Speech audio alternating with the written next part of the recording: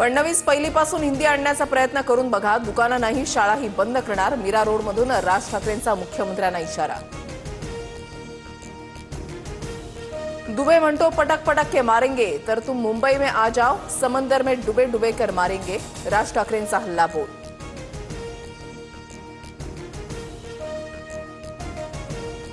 महाराष्ट्रापासून मुंबई तोडण्यासाठीच हिंदीचा डाव. मुंबईत ताब्यात घेऊन गुजरातला द्यायची, हे दिल्लीचं स्वप्न. राज ठाकरेंचा केंद्रासह राज्य सरकारवर निशाणा. कुणाचा बाप बापाचा बाप आला तरी मुंबईला महाराष्ट्रापासून तोडू शकत नाही. सभागृहात मुख्यमंत्री फडणवीसांनी खडसावलं. मराठी बांधवांनो, सतर्क रहा. सरकारला हिंदी सक्ती करून अमराठी मतदारसंघ तयार करण्याचा डाव. मराठी माणसालाच फेकून देतील, राज ठाकरेंचं आवाहन.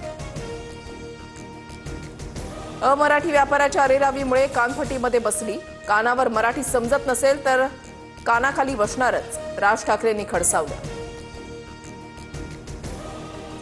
सध्या मराठीच्या मुद्द्यावर एकत्र. निवडणुका जाहीर झाल्या की चर्चा करूच. राज ठाकरेंसोबतच्या युतीवर उद्धव ठाकरेंचं भाष्य.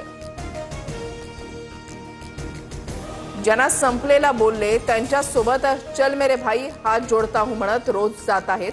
इतका रंग बदलणारा सरडा कधी पाहिला नाही. शिवसेना मनसे युतीच्या चर्चेवरून शिंदेंचा ठाकरेंवर खोचक टोला.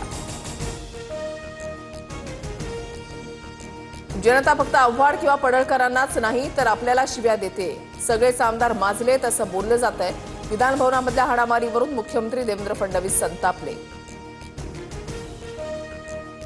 अधिवेशन काळामध्ये फक्त आमदार, स्वीय सहाय्यक आणि अधिकाऱ्यांनाच प्रवेश. मंत्र्यांनाही बैठका घेण्यास बंदी.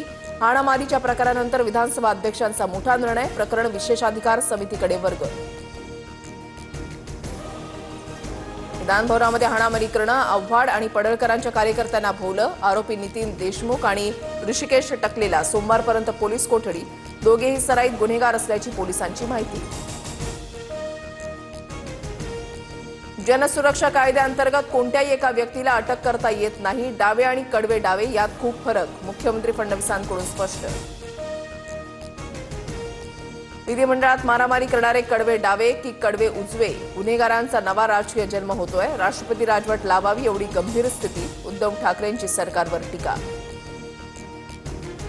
ना हनी ना ट्रॅप अशी घटना नाही, पुरावे नाही, तक्रार नाही. मुख्यमंत्री फडणवीसांनी हनी ट्रॅपचं प्रकरण फेटाळलं.